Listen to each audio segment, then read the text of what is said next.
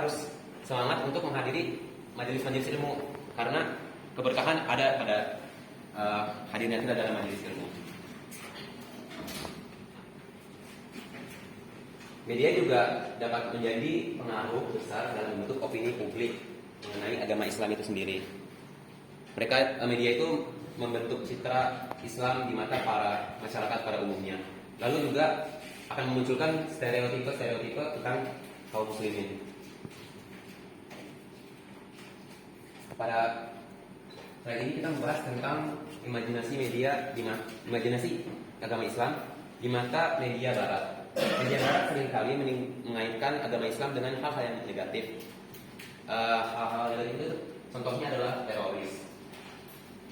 Hal ini terjadi karena terjadi mispersepsi atas masyarakat muslim, sehingga media Barat membesar-besarkannya dan memberitahu kepada dunia bahwa Islam itu agama yang radikal. Padahal Islam itu tidak mengajarkan hal-hal seperti itu. Terorisme bukan merupakan ajaran Islam. Terorisme merupakan hal yang sangat dikecam oleh Islam. Dan media di sini sangat berperan dalam membentuk pandangan masyarakat terhadap umat Islam, terutama media-media yang ada di Barat. Dan juga ada dampak buruk dari media sosial. Jadi media sosial dan teknologi digital memiliki dampak yang signifikan terhadap berbagai aspek kehidupan, termasuk kepada agama Islam. Jadi ada beberapa dampak buruknya. Yang pertama ada penyebaran informasi yang salah. Media sosial seringkali menjadi sarana penyebaran informasi yang tidak akurat atau hoax. Hal ini dapat menyebabkan kesalahpahaman dan konflik di antara umat Islam. Yang kedua ada radikalisme dan ekstremisme. Media sosial juga dapat digunakan oleh kelompok-kelompok ekstremis untuk menyebarkan ideologi radikal dan merekrut anggota baru dalam kaum mereka. Terus yang terakhir ada pengaruh negatif pada akhlak. Konten yang tidak sesuai dengan nilai-nilai Islam seperti pornografi dan kekerasan dapat dengan mudah diakses melalui media sosial. Ini dapat merusak akhlak dan moralitas Islam, terutama untuk generasi muda di zaman sekarang. Selanjutnya dalam bermedia sosial kita harus beretika juga. Etika bermedia dalam Islam menekankan pentingnya berkomunikasi dengan hikmah atau bijaksana dan santun. Berikut ini adalah beberapa prinsip utama ketika bermedia dalam Islam. Yang pertama ada muraqabah, yaitu selalu merasa diawasi oleh Allah dalam setiap tindakan, termasuk yang dilakukan di media sosial. Semua yang kita posting, termasuk niat di balik postingan tersebut, pasti diketahui oleh Allah Subhanahu Wa Taala. Yang kedua, kita harus ingat selalu bahwa setiap tindakan kita, termasuk yang dilakukan di media sosial, akan dipertanyakan di akhirat. Tidak bakal dihisab di akhirat. Dan saya ada istiqadah menggunakan media sosial untuk manfaat yang baik. Jika media sosial bermanfaat, maka boleh digunakan. Tapi jika membawa lebih banyak kerugian atau mudarat dari manfaatnya, sebaiknya dihindari. Sebelum kita jawab, ada beberapa hal yang kita ingin tambahkan sebagai kesimpulan serta ajakan juga.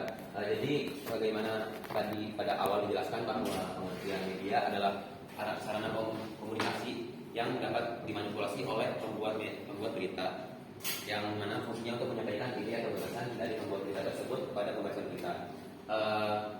Dan juga dijelaskan tadi oleh Fajri bahwasannya media ini memiliki dampak buruk, salah satunya adalah penyebaran hoax. Nah, di sini aku dan Fajri pengen dari teman-teman semua buat kita agar lebih berhati-hati dalam menyerap atau memperoleh informasi yang sampai kepada kita. Kita sebaiknya melakukan cross-check atau kita bisa 2 kali gitu untuk memastikan bahwa informasi yang sampai kepada kita itu benar dan tidak salah. Hal ini juga dikatakan oleh Allah Subhanahu Wa Taala dalam surat Al-Hujurat ayat 6, di mana Allah Subhanahu Wa Taala berfirman, Ya ayyuhalladzina amanu in ja'akum fasiqun binaba'in fatabayyanu an tusibu qauman bijahalatin fatusbihu 'ala ma fa'altum nadimin. Di mana arti dari ayat tersebut adalah wahai orang yang beriman, jika datang kepadamu berita yang dibawa oleh orang-orang fasik, maka periksalah berita tersebut dengan teliti, agar kamu tidak menimpakan suatu musibah kepada suatu kaum tanpa mengetahui kepada keadaan yang menyebabkan kamu menyesal atas perbuatanmu itu.